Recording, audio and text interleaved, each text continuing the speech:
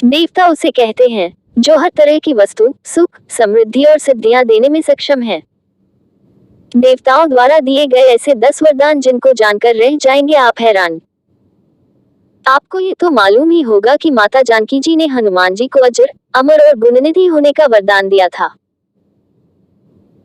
पौराणिक कथाओं में आपने अक्सर यह सुना होगा कि अजर अमर होने, स्वर्गलोक प्राप्त करने के लिए किसी विशेष वरदान को प्राप्त करने या फिर कोई अचूक शक्ति हासिल करने के लिए ऋषि मुनि, सुर असुर आदि सभी किसी देवता या ब्रह्मा, विष्णु और शिव की कठोर तप करते थे। ये देवता वरदान तो देते थे लेकिन वे इस बात को भी जानते थे कि उस वरदान का कितने प्रकार से दुरुपयोग किया जा सकता है, इसीलिए वे कोई ऐसी लीला रचते थे कि उनके वरदान पर भी कोई आंच नहीं आती थी और राक्षसी शक्ति का अंत भी हो जाता था। हालांकि कई बार ये वरदान देवता और मनुष्यों के लिए घातक भी सिद्ध हुए हैं। हिंदू वेद पुराण और अन्य स्मृति ग्रंथों में देवताओं द्वारा आम मनुष्य, दानव, दैत्य या राक्षसों को वरदान दिए जाने का उल्लेख मिलता है। कहीं कहीं तो देवता खुद देवताओं को वरदान देते हैं। उनके द्वारा दिए गए वरदान का कुछ तो सदुपयोग करते हैं तो कुछ दुरुपयोग। कुछ ऐसे वरदान हैं जिनका अवसर आने पर दूसरों को लाभ मिलता है। जैसे इक्ष्वाकु वंशी महाराजा मांधाता के पुत्र राजा मुचुकुंद को कलयुग के अंत तक सोने का वरदान मिला था, लेकिन साथ ही यह भी था कि जो भी मुझे जगाएगा वह तत्काल ही भस्म हो जाएगा। द्वापर युग में काल्यवन को श्री कृष्ण उसी गुफा में ले गए जहां मुचुकुंद गहरी नींद में सो रहे थे। काल्यवन ने उन्हें कृष्ण समझकर लात मारकर उठा दिया था। कश्यप ऋषि के 2 पुत्र थे, हिरण्यकश्यप और हिरण्याक्ष। दोनों में हिरण्यकशिपु ज्यादा भयंकर था। हिरण्याक्ष को मारने के लिए भगवान विष्णु को वराह अवतार लेना पड़ा था। हिरण्यकश्यप को कोई मार नहीं सकता था क्योंकि उसने कठिन तपस्या द्वारा ब्रह्मा को प्रसन्न करके यह वरदान प्राप्त कर लिया कि आपके बनाए किसी प्राणी, मनुष्य, पशु, देवता, दैत्य, नाग आदि किसी से मेरी मृत्यु न हो। मैं समस्त प्राणियों पर राज्य करूं। मुझे कोई न दिन में मार सके, न रात में, न घर के अंदर मार सके, न बाहर। ये भी कि कोई न किसी अस्त्र के प्रहार से और न किसी शस्त्र के प्रहार से मार सके, न भूमि पर, न आकाश में, न पाताल में, न स्वर्ग में। इस वरदान ने उसके भीतर अजर अमर होने का भाव उत्पन्न हो गया था। इसके चलते उसने धरती पर अत्याचार शुरू कर दिया था। लोगों को वह ब्रह्मा, विष्णु और शिव की पूजा प्रार्थना छोड़कर खुद की पूजा करने को कहता था। जो ऐसा नहीं करते थे उन्हें वह मार देता था। हिरण्यकश्यप को मारने के लिए भगवान विष्णु को नरसिंह अवतार लेना पड़ा था। हिरण्यकश्यप के कई पुत्र थे, उनमें प्रहलाद भगवान विष्णु का भक्त था। विष्णु भक्ति के कारण हिरण्यकश्यप प्रहलाद से इतना नाराज था कि उसने प्रहलाद को मारने का आदेश दे दिया था, लेकिन विष्णु भक्ति के कारण प्रहलाद को कोई मार नहीं सकता था।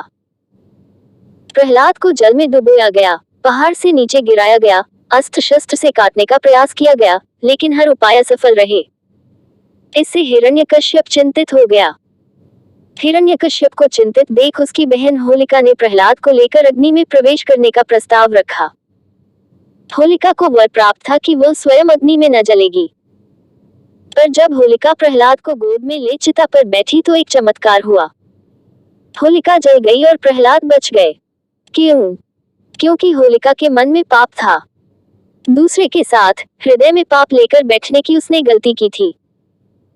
वरदान सिर्फ इसलिए था कि अग्नि से उसकी रक्षा होगी, तभी रक्षा होगी जबकि कोई उसे जलाने का प्रयास करेगा।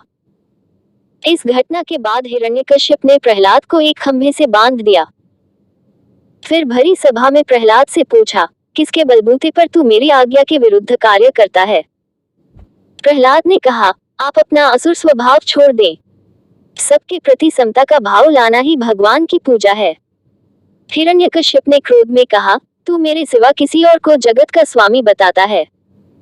कहाँ है वह तेरा जगदीश्वर? क्या इस खंभे में है जिससे तू बंधा है?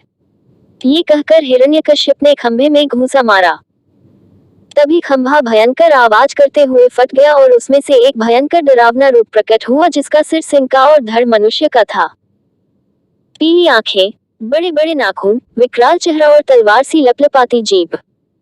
यही नरसिंह अवतार थे।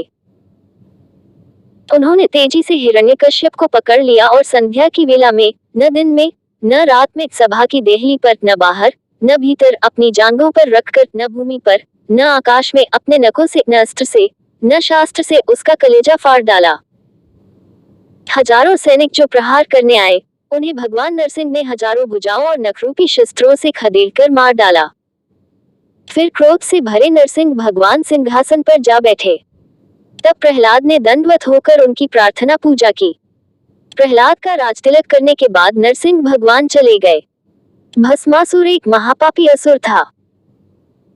उसने अपनी शक्ति बढ़ाने के लिए भगवान शंकर की घोर तपस्या की और उनसे अमर होने का वरदान मांगा, लेकिन भगवान शंकर ने कहा कि तुम कुछ और मांग लो। तब भस्मासुर ने वरदान मांगा कि मैं जिसके भी सिर पर हाथ रखूं वह भस्म हो जाए। भगवान शंकर ने कहा तथास्तु। भस्मासुर ने इस वरदान के मिलते ही कहा, भगवान क्यों न इस वरदान की शक्ति को परख लिया जाए। तब वह स्वयं शिवजी के सिर पर हाथ रखने के लिए दौड़ा। शिवजी भी वहां से भागे और विष्णु जी की शरण में छुप गए। तब विष्णु जी ने एक सुंदर स्त्री का रूप धारण कर भस्मासुर को आकर्षित किया।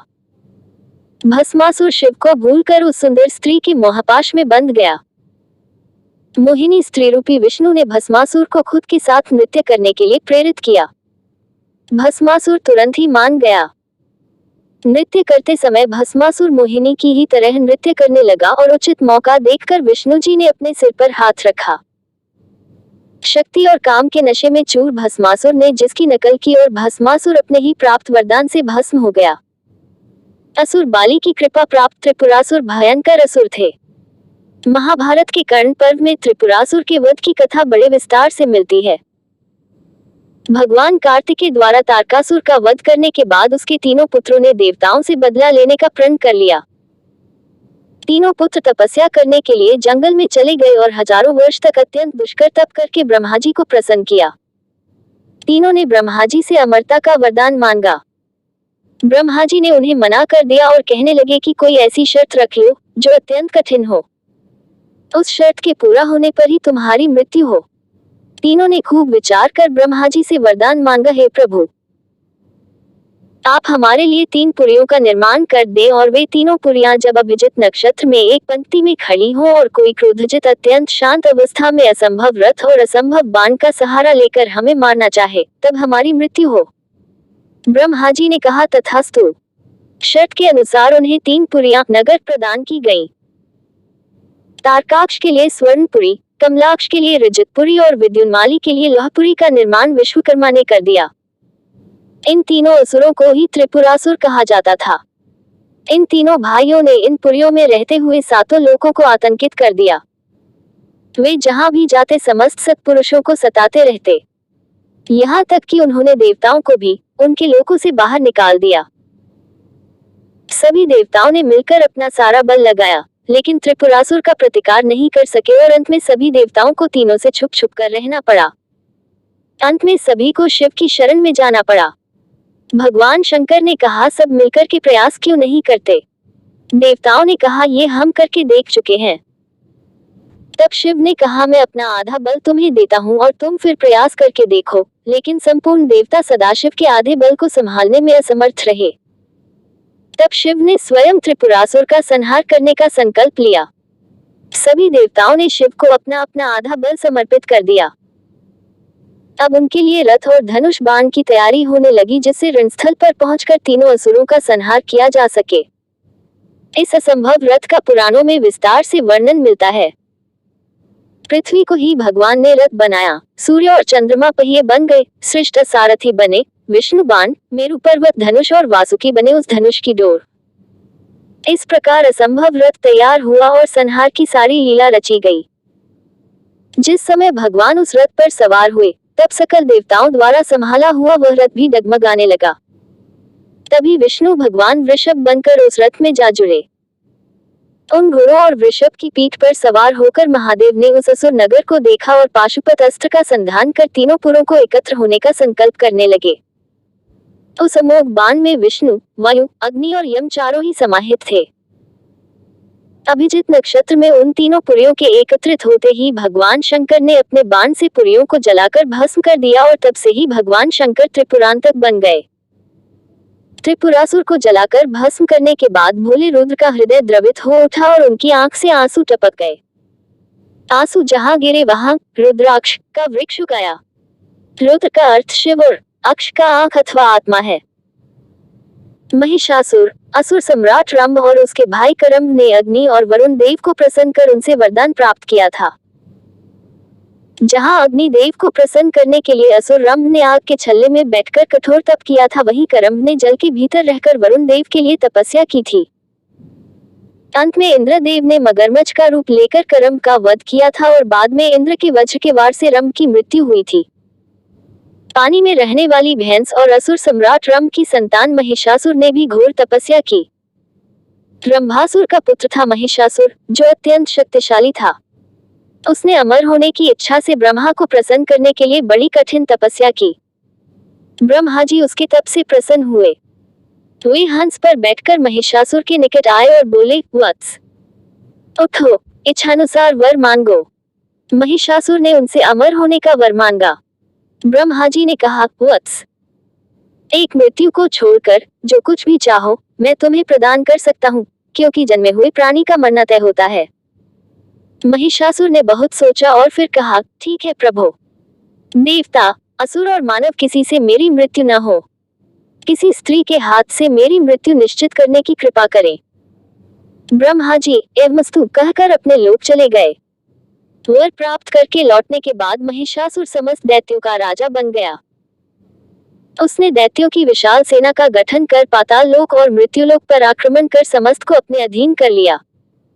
फिर उसने देवताओं के इंद्रलोक पर आक्रमण किया। इस युद्ध में भगवान विष्णु और शिव ने भी देवताओं का साथ दिया, लेकिन महिषासुर के हाथों सभी को पराजय का सामना करना पड़ा और देवलोक पर भी महिषासुर का अधिकार हो गया। वह त्रिलोकाधिपति बन गया। भगवान विष्णु ने सभी देवताओं के साथ मिलकर सबकी आदि कारण भगवती महाशक्ति की आराधना की। सभी देवताओं के शरीर से एक दिव्य तेज निकलकर एक परम सुंदरी स्त्री के रूप में प्रकट हुई। हिमवान ने भगवती की सवारी के लिए सिंह दिया तथा सभी देवताओं ने अपने अपने अस्त्र शस्त्र महामाया की सेवा में प्रस्तुत किए। भगवती ने देवताओं पर प्रसन्न होकर उन्हें शीघ्र ही महिषासुर के भय से मुक्त करने का आश्वासन दिया। भगवती दुर्गा हिमालय पर पहुंची और अट्टहासपूर्वक घोर गर्जना की। महिषासुर के असुरों के साथ उनका भयंकर युद्ध छिड़ गया। एक एक करके महिषासुर के सभी सेनानी मारे गए। फिर विवश होकर महिषासुर को भी देवी के साथ युद्ध करना पड़ा। महिषासुर ने नाना प्रकार के माइक रूप बनाकर देवी को छल से मारने का प्रयास किया, लेकिन अंत में भगवती ने अपने चक्र से महिषासुर का मस्तक काट दिया। एक दिन कुबेर अपने पिता ऋषि विश्वेश्वरवा से मिलने आश्रम पहुंचे, तब कैशी ने कुबेर के वैभव को देखकर अपने पुत्र रावण, कुंभकर्ण और विभीषण से कहा कि तुम्हें भी अपने भाई के समान वैभवशाली बनना चाहिए। इसके लिए तुम भगवान ब्रह्मा की तपस्या करो। माता की आज्ञा मान तीनों पुत्र भगवान ब्रह्मा के तप के लिए निकल गए। विभीषण पहले से ही धर्मात्मा थे। उन्होंने 5000 वर्ष एक पैर पर खड़े होकर कठोर तप करके देवताओं से आशीर्वाद प्राप्त किया। इसके बाद 5000 वर्ष अपना मस्तक और हाथ ऊपर रखकर तप किया, जिससे भगवान ब्रह्मा प्रसन्न हुए। विभीषण ने भगवान से असीम भक्ति का वर मांग लिया। विभीषण श्रीराम के भक्त बने और आज भी वे अजर अमर हैं। कुंभकर्ण ने इंद्रपद की अभिलाषा से अपनी इंद्रियों को वश में रखकर 10,000 वर्षों तक कठोर तप किया। उसके कठोर तप से भयभीत होकर इंद्रादि देवताओं ने देवी सरस्वती से प्रार्थना की, कुंभकर्ण के वर मांगते समय आप उनकी जिह्वा पर विराजमान होकर देवताओं का साथ देना।